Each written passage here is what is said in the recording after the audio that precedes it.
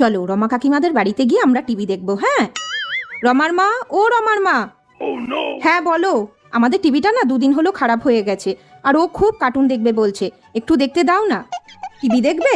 ঠিক আছে এসো, এখানে বসি। হ্যাঁ বাবা, নাও দেখো। দেখো এই সুন্দর কার্টুনটা হচ্ছে। মা বেটা টিভি দেখতে এসেছে, সব সময় এখানে চলে আসা। দাঁড়াও দেখাচ্ছি মজা।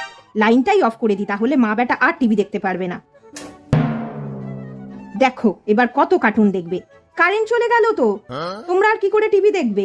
এ বাবা, কারেন্টটা চলে গেল। যাও তাহলে বাড়ি চলে যাও। কারেন্ট তো চলেই গেল, আর কি করে টিভি দেখবো আমরা? চলো আমরা বাড়ি চলে যাই এবার। মিক্সিটা চলছে, তার মানে কারেন্টটা ছিল, ইচ্ছা করে বন্ধ করে দিল, বুঝলি তো বাবান। চলো আমাদের যখন টিভি ঠিক হবে আমরা তখন দেখবো। হ্যাঁ